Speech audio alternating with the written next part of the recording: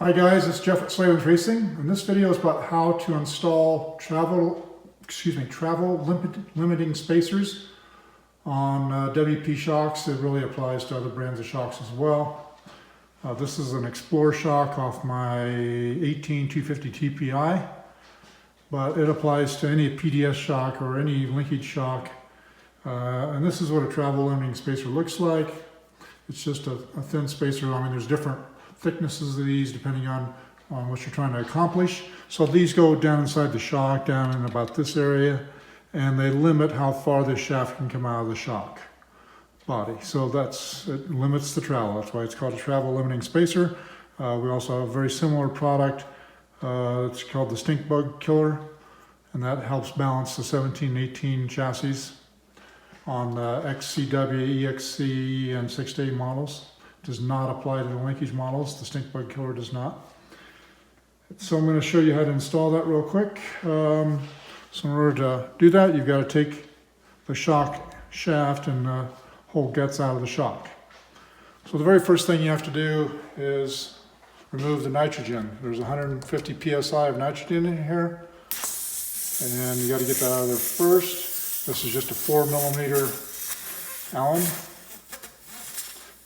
And just take your time with that and let it come out, and then set that to the side. From there you have to remove this little cap. And there's 4 holes in this cap. And there is a special tool for doing this, but nobody has it. And you don't need it as long as you're careful. So you just take a small diameter punch,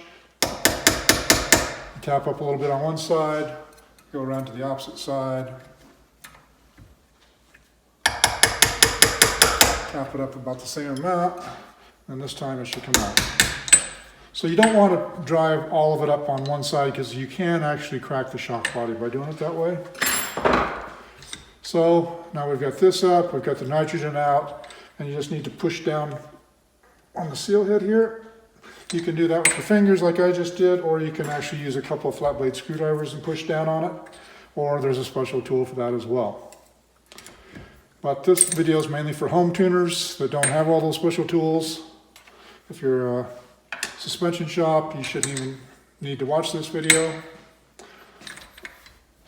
So from there, pull the guts out, and you take your time on this, because if you just keep pulling on it, it'll come flying out of there, and then it'll splatter oil all over in your face. So just take your time. Now you've got the guts out, you let that drain a little bit so it doesn't make too much of a mess on your bench. And then we're going to take this part, and I'll show you how to do that here in just a second. So hold on for just a minute. Alright, so from there, you've got to mount this in the vise, but I'm going to back up just a little bit because I kind of skipped a couple things. One is I showed you the shock body with the spring removed. We've got a separate video on how to remove the spring, so you can check that out. And then also, I'm sure you saw me do it, this circlip I removed from the shock body, but I didn't tell you as I was doing it. And it's very easy to remove, does not require a special tool. The shock body, the groove in the shock body has a sharp edge on the top to retain the clip, but it has an angled edge on the bottom, on the opposite side. And so you can just push with your fingernail down on that clip, and it just comes right out. Very easy to remove. All right, so now I've got the shock shaft assembly in the vise. This vise has soft jaws, and I recommend that you have some. If you don't, you could use blocks of wood. You could possibly even get by with some rags around your shock if you're really careful.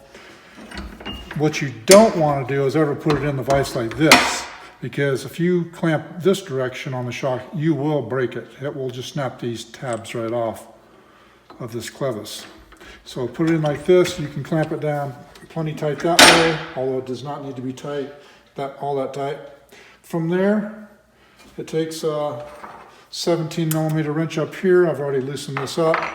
So you take that off first, and then just try to retain everything that goes with it. So keep it down inside the piston and lift up carefully, because there's a stack of shims here that go with it. And one way to to keep all that stuff organized. Well, it doesn't work there. But anyhow, I keep all that stuff together. And then there's a spacer here that goes with it. So I'm going to keep all these shims together. I'm going to set them down on my bench. Then the spacer. Now there's a nut underneath there, and that takes a 22 millimeter wrench. And from here, just take a screwdriver or something similar, a pick or whatever, and slide everything up onto here. So all this stuff, we're going to move it all up on to this. This is actually a clip tool, but you could use a screwdriver, a pick, or anything similar, piece of welding rod, whatever you have. And that just keeps everything organized, so you don't, because you've got shim stacks here on the top and the bottom, and a couple of spacers. So just set that on your bench. From there, it's ready for the travel limiting spacer or the stink bug. So this is a stink bug killer, and it's got grooves in it. And those grooves go this direction. So they go towards the piston and everything that we just removed. And the reason is there's this bleed hole right here. And that is for the rebound adjuster. So when you tighten down the rebound adjuster, you're actually shutting off this hole. So there's a shaft that runs up through here with a needle, and it shuts off two holes. There's one on each side, and that's how it bleeds. So when you unscrew that adjuster, it just lets more fluid bypass the shim stack and go through these holes.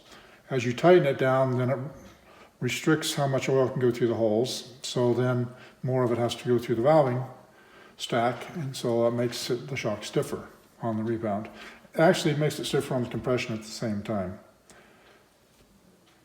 So these slots on here are to allow this to bleed.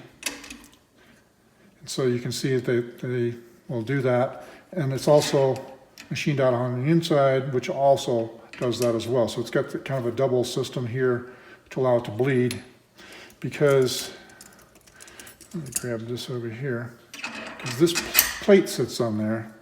And if you just had a flat spacer here with no grooves in it, it would just lock up that hole, and then your rebound would be super slow. The bike would handle very poorly. So those bleed grooves go towards this washer piece, and that's really all there is to it. Now you're ready to put the stacks back together. Put this back together, put the spacer back on, put the secondary shim stack back on.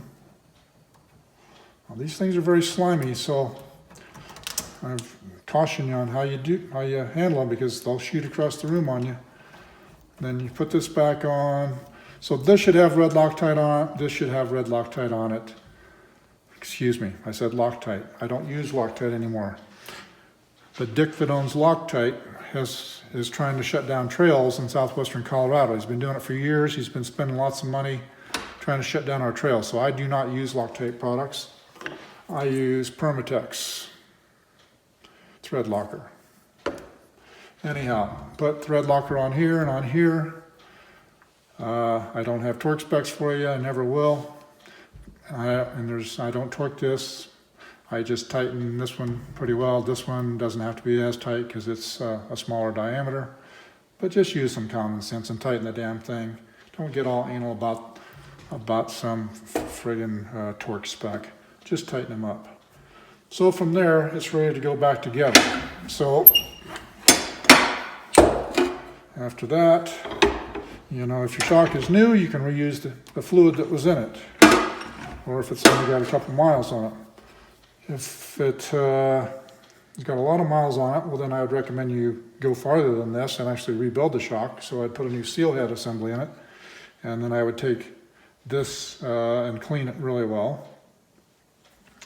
But that's not what this video is about. This is about just installing the spacer. So from there, it's got fluid in it already because I didn't drain it. I'm going to put the guts back in. Then you're going to push the seal head back in. Push it all the way down from there. You probably, we go in fairly easy here. And then you put your circlip back in.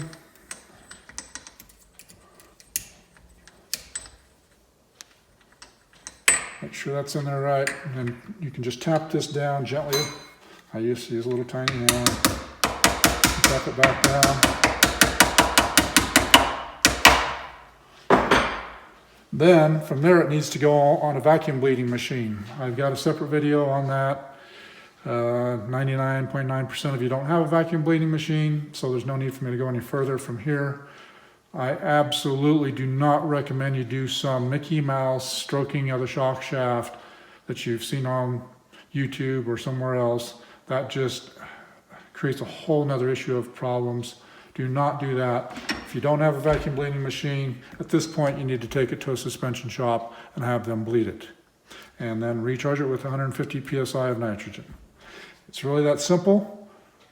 This last step where you need the vacuum bleeding machine obviously is not something everybody can do, but I highly, highly, highly recommend that you have the shock vacuum bled by a knowledgeable suspension technician.